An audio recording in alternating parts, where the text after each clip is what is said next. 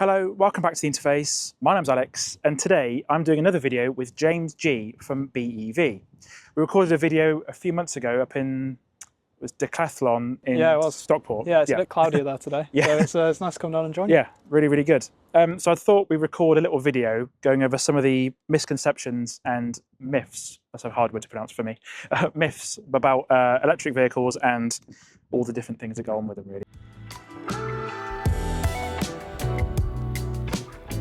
What would you say about people that say that they're waiting for hydrogen when it comes to electric vehicles? Because interestingly, I went to the commercial vehicle show a few days ago.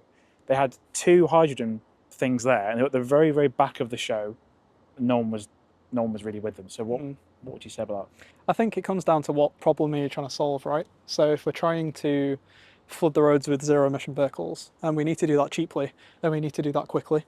And at the moment, we're kind of we're in the position where we've got the technology, we've got cars doing, on the cheap end, you can get a 100, 150 mile EV. On the super duper end, you can get up to 350, 400 miles. Yep. So this space of what's required from a personal motor vehicle, I think we're pretty settled with EV now. Yeah. And we're driving down cost, and it's getting easier every year with more models. I think with hydrogen, it's kind of always goes back to, well, where is it coming from? Yeah. And if you're going to generate it through, kind of gas steam process, then let's not do that, because we're just burning more gas. If we're going to do it by generating renewable, then you're losing so much in efficiency. That's probably 3 times more electric miles in a BEV that you'd be able to power than in a hydrogen vehicle. So yeah, it seems pretty expensive. It seems pretty difficult. And we've got power everywhere. We've not got hydrogen piped into anywhere, so it'd be a bit of a nightmare. So yeah, I think we're in a good space with battery electric, and these will continue to get better and cheaper and easier. Yeah. So yeah. 100%. And we've both driven here in the same, well, you said the same battery yes. in a Tesla Model 3, so you've got the long range all drive, and I've got the performance at the moment, and they were so easy. So easy. To where we got to, so yeah. Sort of in that same vein, when people say that EVs aren't, I saw something the other day, they said that EVs aren't suitable for long journeys, they're only suitable for town stuff. And when you look at the specs on EVs that have come out now, they give you lots of different figures about what range you can in the city. The range on them is really impressive in the city because you're not going very fast, but I think city miles, right? The vast majority of miles that most kind of regular people are doing are bobbing around to schools, to shops, to whatever. And they're perfect. Yep. Actually, though, where they're beginning to shine more is on these longer stretches, where that's where you're going to save the most money. So if you're doing loads of home charging, bid on the public network, have this kind of like happy mix, then people are saving a fortune. Yeah. I couldn't charge to full last night from home. I have a home charger, and I'm lucky to have one. But yeah, I couldn't even fill it up last night. I've driven from Manchester down here to Shepton Mallet. I didn't need to charge, and I didn't even have a full charge to start with. Yeah. So I think we're in this space now where we're past range anxiety and we're getting to charging anxiety, and so that's kind of where we come in. So make it easy, make it reliable, and what have you. So yeah, it's exciting though, where I think the conversation's moving on now. Yeah. Which is good. Yeah, every time I go to motorway services, there's always something new there. Yeah. There's still the odd motorway services that don't have, like there's a couple that don't have any still, which is ridiculous. Yeah, and we're gonna have challenges. Yeah. So I'll touch on this site. We had challenges with grid supply at this site, where there's not an infinite amount of power at every location. So we're gonna have to be really clever where we put the slow overnight stuff. We need plenty of cheap, slow AC chargers. Flood the market with that. And we need to be really strategic where we're putting DC high power, because we're putting strain on the grid. So in this situation, we've got a lovely 8-bay site ready to expand to 16, but we could only get 400-ish kilowatts from the grid, or a bit below. So we go with solutions like Kempower, which will share the load between the bays. And so for this moment in time, we can only get this amount of power. So we'll offer the best experience we can with this amount. And we're going to have to be patient. We're going to need to employ probably some battery in situations where there really is no power. But yeah, it's about being smart. We need plenty of AC, and then be really careful where we put DC so that it's a good experience. We saw that load balancing happen in real time earlier, didn't we? So we turned up, there was one other person here, both the Teslas took 120, and as soon as someone plugged in, we saw them both drop to 90. So Yes. all sort of happens in real time. It's quite cool. Yeah, and it's important to message it really well. So Yeah. like we noted on the screen that straight away it'll pop up and go, you know, sharing power, so that it can be frustrating on the other side of it when you're going, why am I not going 150? Yep. It says 150. But it's a balance between having a great charging experience, but making sure as well that we're preventing queuing as well. Yes. So instead of having just 2 bays of designated power, we think it's smarter to have 8 bays or whatever with power that you can share between them. Yeah. And everyone's on their way then. Yeah. And it makes sense. Yeah, and there was one person that came earlier in a i3, and he was only here for like 10 minutes. Yes, yeah. We just Easy top up. Yep. And yeah, that's the kind of thing. And it's fun when we look at the data from these and start to understand how are people using our network. yeah. And we realise the average charging sessions, you know, like 20-ish minutes, 20 or 22 minutes. Yeah. And so it's not a case of you've got to go and spend an hour in a cold car park anymore. It's very much we're in the time where, you know, charging's easy. You're there for 20 minutes, you grab a coffee and head off again. It is worth mentioning though that it really does depend on the car. Sure. So when we last did a video together, I had the Aura. Yeah. And I did that. I took a big road trip in that, and to get a full charge out of that from nothing, it takes quite a while. Yeah. So it really does depend on the car Sure. as well. But yeah. And there's another thing that's quite fun about these is that when you plug in, it kind of figures out what car you are, and will give a kind of an estimated how long it's going to take to 50, 80 and 100% based on the vehicle, because it's charged so many of them. So that, you know, if you're in the super duper latest Audi, Tesla, BMW, then, you know, you're going to have a really speedy session. But if you're in something that can't take as much power, at least you can really kind of understand how long you're going to be here and plan for it. Something's going to be quite relevant to you because you've purchased a new car, car to you last week. New to me, yeah. What would you say when people come up against the question about should you really buy a used EV? Because you may have the preconception that the warranty might expire soon. There's also things you can do about that, but what would you say to that? I think, you know, we have to take emotion out of it and go to the data and go, what is it telling us? And we can see that the fleet average degradation on so many EVs is so much lower than we ever kind of thought. And actually, you know, there's taxis on 200,000 miles after, you know, that Model 3 that we chatted about. So impressive. And it comes to the fact that EVs are so simple. You've got this chunk of a battery pack, a motor or two, and then that's pretty much it. There's not that much to go wrong. So yeah, I've just grabbed a second-hand EV. That was 2 years old. It's had quite a lot of miles on it for that age. It's on nearly 50,000 miles. But to me, you know, battery health was showing over 96%. Yep. And it's a joy. So we've we've gone through this phase of everyone's getting new shiny EVs, and through salary sacrifice or leases or whatever, and then there's a chunk of depreciation. And so there's so many cars out there that people can get these 200-300 mile range EVs for pretty decent prices. But you know, we look to the market for things like Dacia Spring to be super cheap. Yep.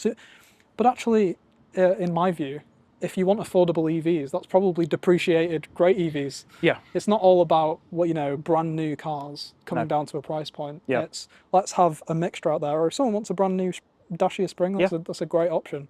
But equally, let's all new cars depreciate, so let's enjoy it and get some good EVs secondhand. Yeah, 100%. That Dacia Spring, there seems to be a very hot and cold debate about it because even when the Dacia Sandero came out, however long ago that was, there was debates about I'll just buy a second-hand one. But there's some people that want a new car with a warranty, no MOT to do for 3 years, so they want that sort of thing. So makes sense. No, I mean, well, we'll see. I was telling people that second-hand EVs are no trouble, but I didn't have one, so I was like, okay, I'll better do it. Yeah. And so I think that we'll keep that as a bit of a case study and see how many we can chuck on it. There we go. Sounds good. Okay, this one's quite interesting because as time's gone on, more people are aware that their phone battery degrades, and Apple had to put that thing in place to say how much health your battery's got. I think some people believe that the battery in a car is exactly the same as a battery in a phone. While they're the similar sort of chemistry and makeup, they are wildly different things. Yeah, definitely. So at a very sort of top level, why does a phone battery degrade quite quickly? Yeah. Because my phone is a year old, and it's already lost 10% of its health. So Why doesn't that happen in a car? Yeah, so I mean, if you look at a phone battery, typically it's one or sometimes two pouch cells. And if you think about degradation in a battery cell, what matters most is being full for a long amount of time and getting really hot. So those are the two things that are going to cause degradation. And when you've got this lovely thin iPhone or Android phone that's usually sandwiched between two pieces of glass, they get really hot. So with super fast charging, with using it all day on wireless charging, they get really, really hot. And there's no active cooling in most phones apart from gaming phones. What have you. So that there's no cooling going on. So these phones are running at high performance, getting hot and staying there. So that's pretty horrible for degradation. The other thing is charging limits. So only now we're starting to see phones come in with like an 80% limit or whatever you want to set. But most phones for their life have never had that. So they've been brim to full. They've been full all night whilst you're asleep, and then you only just start the day, and then they've got to come down again. So those two things are horrible for degradation. When we look at cars, we're in quite a cool place where the vast majority of EVs on the road, some early ones that we were still figuring out how it worked, but most of them all have active cooling, or that's air cooling or liquid cooling, to make sure that if they get too hot, we cool them down, or if they're really cold, we can warm them up again to keep them in this happy place, and that keeps them great from a degradation perspective. And the other thing is not filling it all the time, right? So most EVs, again, have got pretty decent buffers in them. So at the bottom, 0% isn't really 0%. There's a bit of energy there. And at the top, 100% isn't 100%. There's a bit of space there. So making sure that, there's charging limits like every day when you're charging up, but also, they're kept in this kind of happy place. And also there's the thing as well that like we said, in a phone, it's one or two cells. In a car, there's like dozens, hundreds, sometimes thousands of cells, so that it means that if there's anything wrong with one of them, for the most part, they're either replaced or they're kind of not that much of a problem. So there's a lot of redundancy going on. So yeah, I kind of think we've got sophisticated with these things. And yeah, I wouldn't worry about it too much. The one that's really bad is your watch, because if you think like today, it's really hot. Roasting. Your watch is out, and my watch battery I've had to get this one replaced twice, really. So, and it's 5 years old, so it's just a thing of, if you want to take care of a battery, don't keep it 100% full all the time, and don't run it completely dead all the time, and keep it in a happy temperature place. And apart from that, it'll be fine. It's interesting what you said about the buffer on batteries. So there's a car that came out literally last week, I think, the Neo Firefly. That's got 1 kilowatt hour of buffer, whereas the new Ford's Puma, that's got a really chunky size. Nearly 10 kilowatt hours, isn't it? Yeah. Hey, it's different approaches to how these things work, right? If you want to extract the most amount of range for your marketing material, then have no buffer, because you'll use all the battery, right? But we're kind of seeing, there's also some others, like we said, like with the Puma, and I think like Toyota BZ4X had quite a chunky buffer. So there's a middle ground between these things, but there's always going to be a bit of a buffer. And again, it's that kind of thing of don't run it and leave it super low, and don't leave it super high. Apart from that, don't worry about it. Makes sense. Yeah. When an electric car is crashed, likely is it to get written off? Yeah, I mean, it's an interesting one. I'm not an insurance specialist, but if you think about EVs, right, all new cars are expensive, right? There's not really many cheap new cars anymore. So all cars are complicated, and I think EVs got a bad rep because most EVs are new, because they've only been around for a short amount of time. So there's a bit of a bad rep on that, about new cars being expensive, being more complicated. But again, when it comes to EVs, it's kind of this point of simplicity of like, how much is there to break and go wrong? Everything around the outside is pretty much like a normal car, and it's going to be the same situation. But just as if you have a crash that impacts the structure of the battery, it's the same as the structure of your diesel engine up front. So I think we're broadly seeing that they're quite similar. They just got a lot of bad rep early on because most of them were new, and new cars are difficult and expensive. And we've got so many new brands, like when Tesla was new to the UK, and all of these new brands coming from China and elsewhere in the world, that insurers don't really know what the game is. So insurance is based on risk, and these are more risky propositions at the moment because we just don't know. But as we get more EVs on the road, more brands, more data, I think we'll kind of figure out that it's not that much of a big deal. Yeah, it's fine. Also, like brands like BYD, they're building the I went to the launch of the new BYD C-Line 7 a few months ago, and they were saying that they don't have to have a floor now. It's just the battery is the floor, because it makes the packaging a little bit better. It's this balance, isn't it, between making it cheap to manufacture and manufacture at scale, like we've seen, same again with like the Tesla structural battery, versus do you want it to be really easy to repair and easy to swap out, where some of the earlier battery packs in EVs, we didn't think they'd last that long, so they were easy to replace. Actually, we don't need to replace them, so it's fine. But I think, again, we're yet to find the happy medium between something cheap to make, easy to make, whether that's structural battery or whatever, but ensuring that in a crash or, you know, with some defects, that we can still service these batteries and make sure that they're healthy. Yeah, there was, I can't remember the exact details, but the Kia PV5 got launched in the UK earlier this week, and there was some talk about that's really, really designed to be quite repairable, and all the cells can be repaired. Bro.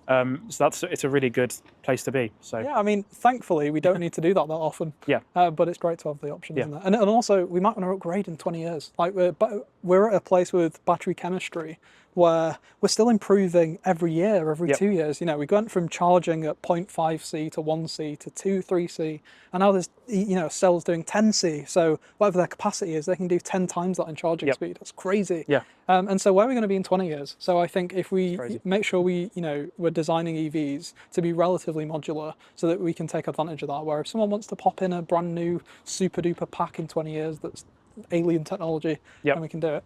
That's my pet dream with the Honda E. Yes. Is to have that with a double the capacity battery, or even just a third bigger. That's the same footprint. That's my And we've seen it with retro, petrol and diesel cars, where ages ago when we wanted to convert something like an old Porsche or whatever, we'd put like a Nissan Leaf drivetrain in it. Yes. And that was because that was where the cell technology was at. And yet now we're swapping like Tesla Model S chemistry, which is still pretty old in the grand scheme of things, and other new chemistry, so that these petrol and diesel cars can have a new life. With it used to only be 20 kilowatt hours, now they can have 40, 60, 80. Some Land Rovers have got over 100 kilowatt hours that have been swapped in, so it's super exciting. There's a guy, I can't remember his exact name, there's Electric Classic Cars in Wales. Yes. He does all that stuff, so it's so cool. Yeah, and it looks like, I think those can charge on just the whole multitude of different networks. When we started, it's this point of DC charging was really difficult to kind of retrofit, and that's why the Leaf was quite helpful, because you could use CHAdeMO.